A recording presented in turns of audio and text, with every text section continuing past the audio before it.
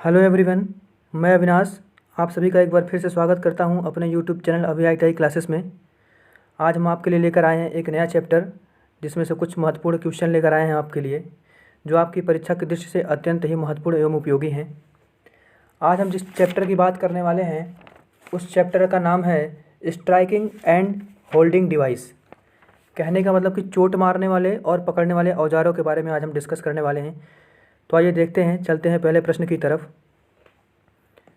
देखिए हमारा पहला प्रश्न क्या है।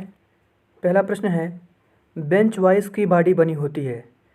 तो बात आती है बेंच वाइस होता क्या है। बेंच वाइस एक डिवाइस होता है जिसके द्वारा क्या करते हैं, एक उपकरण होता है जिसके द्वारा क्या करते हैं, जाब को पकड़ते हैं। एक होल्डिंग डिवाइस है जिसमें क्या करते हैं, जाब को पकड़ते हैं। जाब को पकड़ने के बाद जाब पर टैपिंग, फाइलिंग, कटिंग, हेक्साइंग इत्यादि सारे काम करते हैं।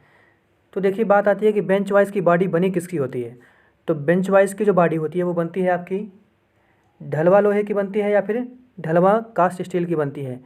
ठीक है, तो ढलवा लोहा मतलब क्या हो गया, ढलवा लोहे का मतलब क्या हो गया, कास्ट स्टील या फिर कास्ट आयरन। तो आपका करेक्ट आंसर क्या हो जाएगा, कास्ट आयरन। पा रहे हैं कि दिखाए गए चित्र में यक्ष अंकित भाग की पहचान कीजिए। अभी मैंने ऊपर प्रश्न में डिस्कस किया कि बेंच वाइस के बारे में। तो बेंच वाइस क्या है, जैसा कि आप देख पा रहे हैं चित्र में, ये जो चित्र है ये बेंच वाइस का ही चित्र है। तो बेंच वाइस का जो चित्र होता है इसमें बेंच वाइस के कुछ मुख्य भाग होते हैं। जैसे क्या है, जो ये वाला भाग है, जो ये वाला भाग है इसको बोलते हैं हम लोग स्थिर जबड़ा, और ये वाला जो भाग है इसको हम लोग बोलते हैं चल जबड़ा। ये वाला जो भाग है इसको हम लोग हैंडल बोलते हैं, और ये जो भाग है इसको हम लोग स्पिंडल बोलते हैं। ठीक है, तो प्रश्न में पूछ रहा है कि यक्ष वाला भाग, यानी कि ये जो भाग दिखा रहा है आपका यक्ष वाला भाग दिखा रहा है, ये कौन सा पार्ट है। तो कौन सा पार्ट है मैं अभी आपको बताऊं। एक तो स्थिर होता है, दूसरा चल होता है, यानी कि फिक्स जा और मूवेबल जा। तो करेक्ट आंसर क्या हो जाएगा, मूवेबल जा। देखिए हमारा अगला प्रश्न है दस्ती वाइस का प्रयोग किया जाता है। अभी जैसे हम ऊपर डिस्कस कर रहे थे वाइस के बारे में। वाइस क्या है, एक होल्डिंग डिवाइस है। तो दस्ती कई प्रकार की होती है, सॉरी वाइस कई प्रकार की होती है। वाइस कई प्रकार की होती है जिसमें से क्या आपका बेंच वाइस है, शीघ्रता से खुलने वाले वाइस हैं, टूल मेकर वाइस है, हैंड वाइस या दस्ती वाइस है, स्विवेल वाइस है, मशीन वाइस है, यूनिवर्सल वाइस है। तो कई प्रकार के वाइस होते हैं जिसमें से आपका एक है दस्ती वाइस। दस्ती वाइस का प्रयोग किसके लिए किया जाता है, दस्ती का मतलब इसको इंग्लिश में बोलते हैं हैंड वाइस। तो हैंड से ये स्पष्ट हो रहा है कि हाथ में अगर कोई वाइस पकड़ सकते हैं तो वो देखने में छोटा होगा। तो अगर छोटा होगा तो किसके लिए काम में आएगा, जाहिर सी बात है कि छोटे कार्य करने के मतलब छोटे कार्य के लिए काम में आएगा, यानी कि लाइट ड्यूटी के लिए काम में लिया जाएगा। तो हमारा करेक्ट आंसर क्या हो जाएगा, छोटे छोटे कार्य करने के लिए। प्रायः वाइस के हैंडल की लंबाई होती है, यानी कि जो बेंच वाइस का जो हैंडल होता है, अभी जैसे आपने देखा ऊपर वाइस का जो हैंडल होता है जिसको पकड़ के वाइस को घुमा के खोला जाता है। क्लॉक वाइज घुमाते हैं तो खोला जा मतलब खुलता है वाइस, और जब एंटी क्लॉक वाइज वाइस को घुमाया जाता है तो वाइस आपका क्या होता है, बंद होता है। तो कह रहे हैं कि वाइस के हैंडल की लंबाई कितनी होती है। वाइस के नॉमिनल साइज़ का 1.5 गुना, वाइस के नॉमिनल साइज़ का 2.5 गुना, वाइस के नॉमिनल साइज़ का 3.5 गुना, फिर है वाइस के नॉमिनल साइज़ का 4.5 गुना। यहाँ पे थोड़ा सा मिस्टेक है, वाइस छूट गया है, कोई बात नहीं। तो इसका करेक्ट आंसर क्या हो जाएगा, वाइस के नॉमिनल साइज़ का 2.5 गुना। देखिए हमारा अगला प्रश्न है। प्रश्न में एक चित्र दिया गया है, जैसा कि आप देख पा रहे हैं चित्र, प्रश्न में एक चित्र दिया गया है, चित्र को आप लोग देख पा रहे हैं। तो पूछा गया है दी गई वाइस को पहचानिए कि ये किस वाइस का चित्र है। तो ये किस वाइस का चित्र है दोस्तों, ये है पिन वाइस का चित्र,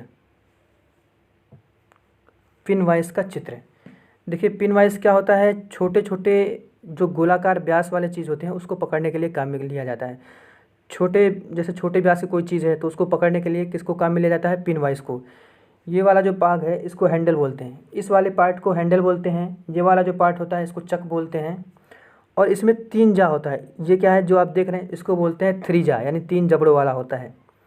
तो इस जो चित्र आपका देख रहे हैं, जिस चित्र को आप देख रहे हैं, इस चित्र को क्या कहा जाता है, पिन वाइस।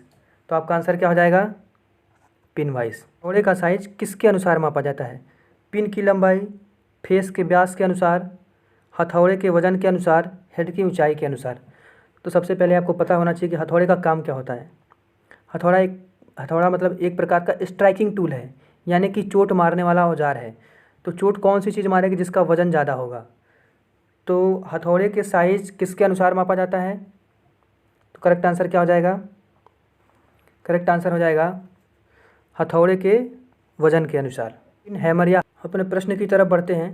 प्रश्न है हमारा, स्ट्रेट पिन हथौड़े से चैनल ग्रुप बनाए जाते हैं, गहराई बनाई जाती है, सीट समतल की जाती है, एंगल सीधे किए जाते हैं। देखिए बात अगर हथौड़े की आ रही है, हैमर का मतलब क्या होता है, जो चोट मारने वाले औजार होते हैं उसी को बोलते हैं हैमर। हैमर क्या है, एक तरीके का स्ट्राइकिंग टूल है ना। तो अब बात आ गई हैमर की, तो हैमर के बारे में चलिए थोड़ा सा जान लेते हैं। हैमर किसका बना होता है, पहली बात तो ये चीज़ आती है कि हैमर किस धातु का बना होता है। तो हैमर आपका किसका बना होता है, कास्ट स्टील, जिसको हिंदी में बोलते हैं ढलवा स्टील। ढलवा स्टील का बनाया जाता है, या फिर ड्राप फोर्ज कार्बन स्टील का बनाया जाता है। किसका बनाया जाता है, ड्राप फोर्ज कार्बन स्टील का बनाया जाता है। कुछ विशेष प्रकार के भी पाए जाते हैं हैमर, जैसे आपका है hand hammer, sledge hammer, power hammer, soft hammer, claw या पंजा हैमर। तो कई प्रकार के हैमर पाए जाते हैं, जिसमें से आपका जो हैंड हैमर है वो 3 तरीके का होता है, स्ट्रेट पिन हैमर, बाल पिन हैमर और क्रॉस पिन हैमर। तो आइए स्ट्रेट पिन, स्ट्रेट नाम से ये स्पष्ट है, स्ट्रेट, स्ट्रेट का मतलब क्या होता है, सीधा। तो सीधा पिन हथौड़ा है तो किसके काम में आएगा, सीट समतल, समतल जो होता है किसी भी चीज़ को, कोई भी जो प्लेन होता है वह समतल, समतल किसको बोलते हैं, जो एक बराबर होता है ना, या सीधा होता है। तो स्ट्रेट पिन हथौड़े से क्या किया जाता है, सीट समतल की जाती है। हमारा करेक्ट आंसर क्या हो जाएगा, सीट समतल की जाती है।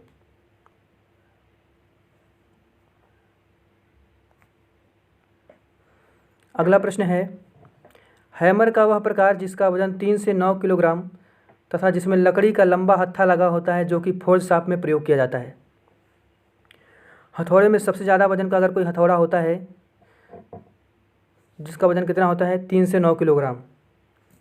आप लोग देखे होंगे वर्कशॉप में या लुहारशाला में गए होंगे, फोर्जिंग शॉप में जहाँ पे लुहारशाला होती है, या किसी लुहार के दुकान पे गए होंगे, तो आप अगर उसको हंसिया बनाते हुए या खुरपा बनाते हुए, जब बहुत सारी चीज़ें बनाते हुए अगर आप देखे होंगे, तो उसके पास एक बड़ी सी हथौड़ी होती है जिसको पीटता है, जिसको हम लोग देसी भाषा में घन बोलते हैं ना। तो कहने का मतलब ये कि हैमर का वह प्रकार जिसका वजन 3 से 9 किलोग्राम होता है तथा जिसमें लकड़ी का लंबा हत्था लगा होता है, जो कि फोर्ज शाफ्ट में प्रयोग किया जाता है। तो कौन सा हो जाएगा आपका, हैंड हैमर तो आपका बिल्कुल हाथ से करने वाला एकदम छोटा होगा, बाल पिन हैमर बहुत छोटा होता है, स्ट्रेट पिन हैमर भी छोटा होता है। तो 3 से 9 किलो वेट में कौन सा हैमर होता है, हमारा स्लेज हैमर। हमारा करेक्ट आंसर क्या हो जाएगा, स्लेज हैमर। हमारा अगला प्रश्न है, जैसा कि आप देख पा रहे हैं, हथौड़े का स्ट्राइकिंग हिस्सा कहलाता है। अब देखिए बात आ गई हथौड़े की, तो हथौड़े का स्ट्राइकिंग हिस्सा जिससे स्ट्राइक किया जाता है उस हिस्से को बोला जाता है पिन। तो आपका करेक्ट आंसर क्या हो जाएगा, पिन। देखिए हमारा अगला प्रश्न है, जिस प्रकार की रिंच का जबड़ा स्क्रू की सहायता से समांतर खुलता है, अलग अलग आकार के नटों के लिए यह होती है। कहने का मतलब ये कि एक ऐसा रिंच जिसका जबड़ा स्क्रू की सहायता से समांतर यानी कि पैरेलल में खुलता है, उसके आकार को घटाया या बढ़ाया जा सकता है। तो अगर आपको याद होगा तो इस टाइप की कौन सी रिंच होगी, पाइप रिंच। पाइप रिंच अगर आप लोग देखे होंगे, बहुत से लोग, लगभग सभी लोग देखे होंगे जिनके घरों में नल होता होगा, नल है या पाइप वाले अगर कोई काम होता है, नल वगैरह अगर कभी ख़राब होता है, अगर उसके पाइप को खोला जाता है तो उसके लिए कौन सी रिंच आती है, पाइप रिंच। तो पाइप रिंच में आप देख पाते हैं कि उसका जो जबड़ा होता है वो स्क्रू की सहायता से क्या होता है, जैसे जैसे हम स्क्रू को घुमाएंगे गोल गोल तो क्या होता है, उसका जबड़ा खुलता है, और जब एंटी क्लॉकवाइज घुमाएंगे तो उसका जबड़ा क्या होता है, बंद होता जाता है। तो इस प्रकार का रिंच जो होता है उसको क्या कहते हैं, पाइप रिंच। तो क्या हो गया, जिस प्रकार की रिंच का जबड़ा स्क्रू की सहायता से समांतर खुलता है, अलग अलग आकार के नटों के लिए यह होती है, कौन सी होती है, पाइप रिंच। आपका करेक्ट आंसर क्या हो जाएगा, पाइप रिंच। अगला प्रश्न देखते हैं। देखिए अगला प्रश्न है, लकड़ी से बने हथौड़े को निम्न रूप में जाना जाता है। देखिए बात आ गई हथौड़े की, कि हथौड़े भी मैं आपको ऊपर डिस्कस किया हूँ हथौड़े के बारे में। हथौड़ा किसका बनता है, कास्ट स्टील का बनता है या ड्राप फोर्ज कार्बन स्टील का बनाया जाता है। हथौड़ा कई प्रकार का होता है, जैसे hand hammer, sledge hammer, power hammer, soft hammer, claw hammer. कुछ विशेष टाइप के भी हैमर होते हैं, विशेष टाइप के हैमर जैसे कापर के हथौड़े, प्लास्टिक के हथौड़े, शीशे के हथौड़े, लकड़ी के हथौड़े। तो जो स्पेशल टाइप के हथौड़े होते हैं उन्हीं में से एक है लकड़ी से बने हथौड़े। लकड़ी से बने हथौड़े को क्या कहा जाता है, मैलेट कहा जाता है। तो हमारा करेक्ट आंसर क्या हो जाएगा, मैलेट। और मैलेट का प्रयोग कहाँ किया जाता है? मैलेट को आप देख पाएंगे जहाँ पे चद्दरों का काम होता है, जैसे बक्सा वगैरह बनाए जाते हैं, जो बॉक्स बनाए जाते हैं, बॉक्स या सीट मेटल वर्क जहाँ पे होता है हल्के कामों में, वहाँ किसका प्रयोग किया जाता है? मैलेट का। अगला प्रश्न है, बेंच वाइज के स्पिंडल में किस प्रकार का थ्रेड होता है? बहुत ही अच्छा और बहुत ही इंपॉर्टेंट प्रश्न है परीक्षा की दृष्टि से, परीक्षा में पूछा भी गया है। देखिए यहाँ पे जितने भी प्रश्न लिए जा रहे हैं सारे के सारे प्रश्न परीक्षा में पूछे हुए प्रश्न हैं। इस दृष्टि से आपके जो सभी प्रश्न हैं वो बहुत ही इंपॉर्टेंट हो जाते हैं। तो हमारा प्रश्न क्या कह रहा है? बेंच वाइज के स्पिंडल में किस प्रकार का थ्रेड होता है? जैसे कि मैं ऊपर आपको दिखाया था कि हैंडल था, हैंडल के आगे मूवेबल जा था, मूवेबल जा यानी जो चल जबड़ा था, उसके नीचे एक गोल वाला भाग होता है जिसको हम घुमाते हैं, जिसमें हैंडल लगा होता है जिसको घुमाते हैं। तो उसमें क्या होती है? चूड़ी कटी होती है। तो वो चूड़ी कौन सी होती है? BSW नहीं होती, BSF नहीं होती, नकल थ्रेड नहीं होता। तो वो चूड़ी कौन सी होती है? आपका होता है स्क्वायर थ्रेड। कोई भी आपसे पूछे बेंच वाइज के स्पिंडल में किस प्रकार का थ्रेड होता है, तो आपको हमेशा जवाब देना है स्क्वायर थ्रेड। स्क्वायर थ्रेड का जो एंगल होता है वो बिल्कुल 90 डिग्री, कुछ इस टाइप की चूड़ी होती है, ऐसे शाफ्ट पे कुछ इस टाइप की कटी होती है, ऐसे 90 डिग्री पे। यानी कि ये वाला जो पोर्शन था ये बिल्कुल 90 डिग्री होता है, ये भी बिल्कुल 90 होता है, ठीक है। और अगर ऐसे हम बात करें तो ऐसे नीचे से भी ऐसे ही चूड़ी कटी रहती है, ठीक है, कुछ इस टाइप की चूड़ी कटी रहती है शाफ्ट पे। इसको अगर हम गोल गोल घुमा के देखें तो चूड़ी कटी रहती है। ये हमारा मान लीजिए शाफ्ट हो गया, तो शाफ्ट पे कुछ इस तरीके की चूड़ी कटी होती है जिसको हम लोग बोलते हैं स्क्वायर थ्रेड। तो बेंच वाइज के स्पिंडल में किस प्रकार की थ्रेड होती है? Square thread.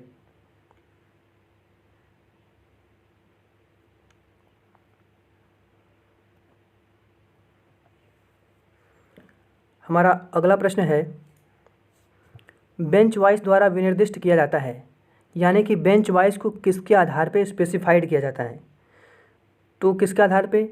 जबड़े की चौड़ाई के आधार पे। जाहिर सी बात है कि बेंच वाइज का जबड़ा जितना बड़ा होगा, छोटा होगा या ज़्यादा खुलेगा, ज़्यादा, उसी के हिसाब से हम क्या करते हैं, इसको क्लासीफाइड कर सकते हैं।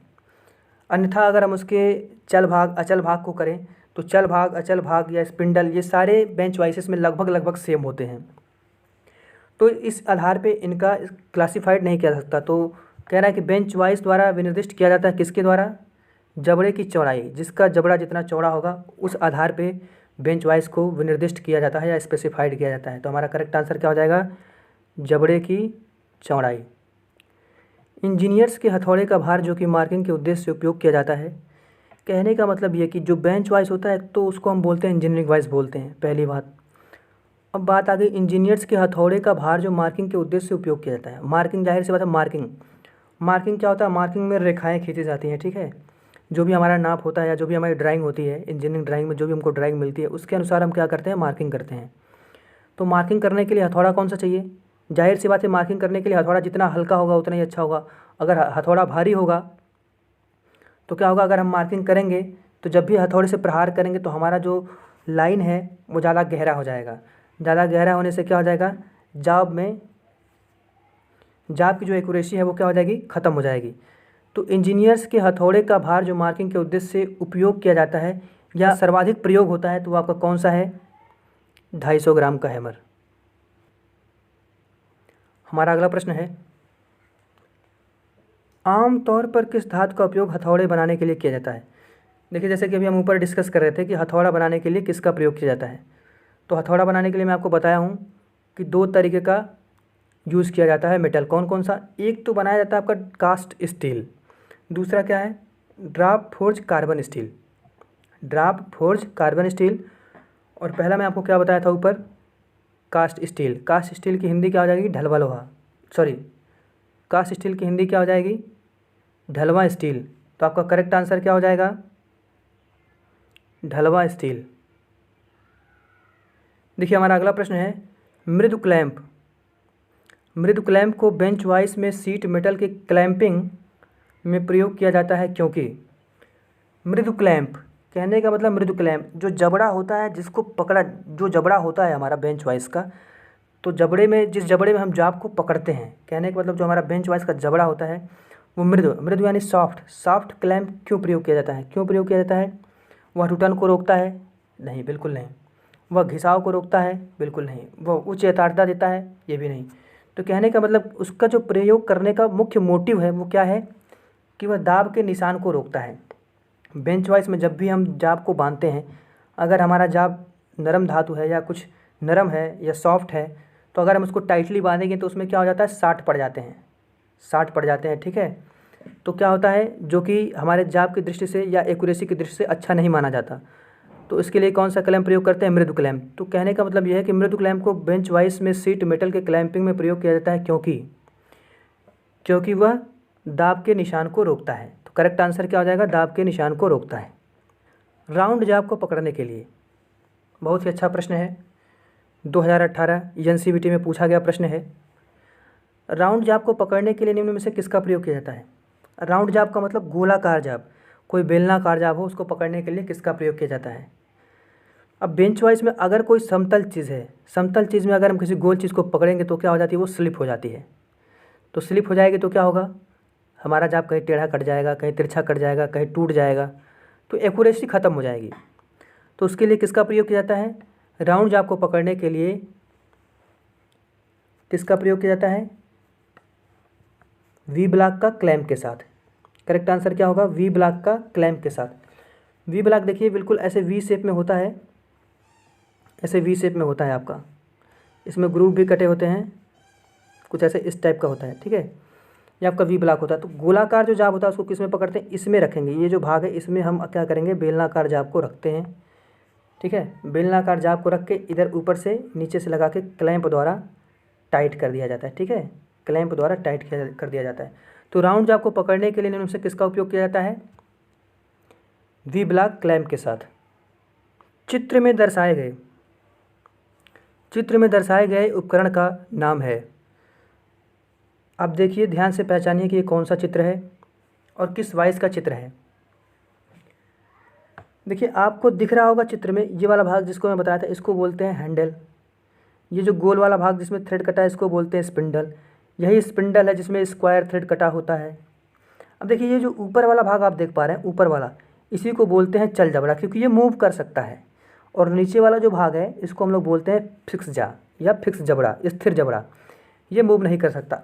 अगर आपको दिख रहा होगा चित्र में तो ये खांचा है, खांचा दिख रहा है, बिल्कुल वी टाइप का खांचा है। देखिए नीचे भी वी टाइप का खांचा है और ऊपर वाले में भी वी टाइप का खांचा है, अगर आपको दिख पा रहा होगा। तो अगर वी टाइप का खांचा है तो जाब किस टाइप का पकड़ेगा, गोलाकार जाब पकड़ेगा, गोलाकार या पाइप टाइप का जाब पकड़ेगा। तो अगर पाइप को पकड़ने के लिए इस वाइस का यूज किया जाता है तो इसका नाम क्या होगा, पाइप वाइस। तो हमारा करेक्ट आंसर क्या हो जाएगा, पाइप वाइस।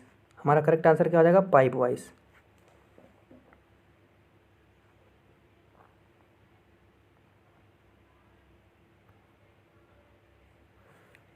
अगले प्रश्न की तरफ बढ़ते हैं। हमारा अगला प्रश्न है, चित्र में दर्शित औजार का नाम है।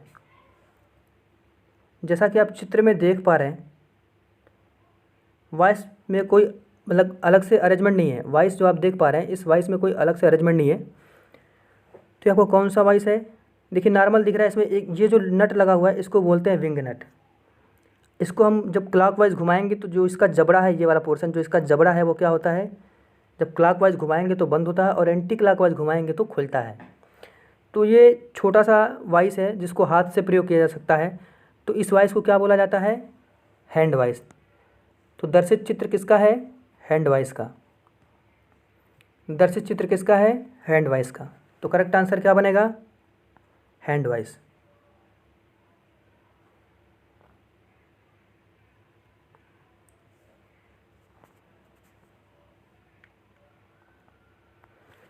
चलिए हम अपना अगला प्रश्न देखते हैं। अगले प्रश्न की तरफ बढ़ते हैं। अगला प्रश्न है, चित्र में दर्शित वाइस का नाम है। चित्र में दर्शित वाइस का नाम है, देखिए जैसा कि आप देख पा रहे हैं ये जो चित्र है, पाइप वाइस तो है नहीं, क्योंकि पाइप वाइस का चित्र अभी आपने ऊपर देखा। शीघ्रता से खुलने वाला योग्य नहीं हो सकता। हैंड वाइस ये भी नहीं है, क्योंकि हैंड वाइस का भी चित्र आपने देख लिया। हैंड वाइस या दस्ती वाइस एक ही है। इसके पहले आपने हैंड वाइस का चित्र देखा, पाइप वाइस का चित्र देखा, ये दोनों तो नहीं हो सकता। तो बात आती है शीघ्रता से खुलने वाले वाइस और टूल मेकर वाइस। तो ये जो आपका चित्र है ये किसका है, टूल मेकर वाइस का है। टूल मेकर वाइस क्या होता है, जो हल्के छोटे छोटे काम होते हैं, जैसे टूल वगैरह हो गया, तो उसको अगर कहीं क्लैम्प करना हो तो जिसमें क्लैम्प करना होता है, जिस डिवाइस में क्लैम्प करना होता है, उस युक्ति को क्या बोलते हैं? Tool maker vice. इसका प्रयोग कहाँ होता है? टूल रूम में होता है। टूल रूम या डाई वगैरह का जो काम होता है, टूल रूम मेंटेनेंस जो होता है, वहाँ पे इसका प्रयोग बहुतायत होता है। प्रश्न संख्या 21, चित्र में दिखाए गए हैमर की पहचान कीजिए। जैसे मैं बताया था कि हैमर आपका किसका बनता है? कास्ट स्टील का बनता है, ड्राफ्ट फोर्ज स्टील का बनता है, ठीक है।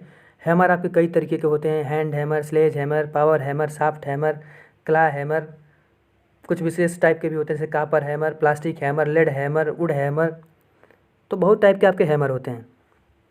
तो उसमें से जो आपका हैंड हैमर होता है, हैंड हैमर आपका स्पेशली 3 तरीके का होता है। हैंड हैमर आपका स्पेशली कितने तरीके का होता है? 3 तरीके। कौन कौन सा? एक तो स्ट्रेट पिन हैमर होता है, दूसरा बाल पिन हैमर होता है, तीसरा क्रॉस पिन हैमर होता है। तो चित्र में जैसा कि आप देख पा रहे हैं, चित्र में जो आप देख पा रहे हैं, ये जो हैमर है वो कौन सा हैमर है? क्रॉस पिन हैमर है। तो हमारा करेक्ट आंसर क्या हो जाएगा? Cross pin hammer. आइए हैमर के बारे में थोड़ा सी जानकारी ले लेते हैं। ये जो भाग है हैमर का, इसको हम लोग क्या बोलते हैं? इसको हम लोग बोलते हैं फेस। ये जो हैमर का भाग है इसको हम लोग बोलते हैं फेस। और ये जो नीचे वाला भाग है इसको हम लोग बोलते हैं पिन। क्या बोलते हैं? पिन। और ये जो भाग है हैमर का इसको हम लोग बोलते हैं चिक, चिक या गाल। और हैमर का ये वाला जो भाग है इसको हम लोग बोलते हैं आई होल। इसको हम लोग बोलते हैं आई होल। आई होल का क्या काम है? आई होल में ही लकड़ी को लगाया जाता है, ठीक है। तो हैमर का जो चोट मारने वाला भाग होता है वो कौन सा होता है? फेस। ये वाला भाग, इसको हम बोलते हैं फेस।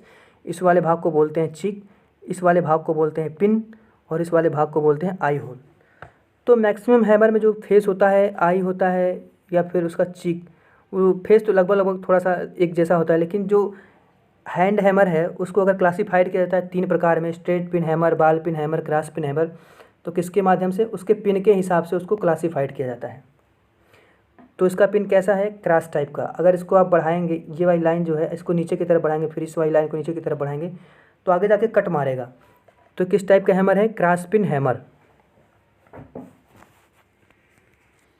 आज के लिए इतना ही, फिर हाजिर होंगे दोस्तों नए वीडियो के साथ। जय हिंद।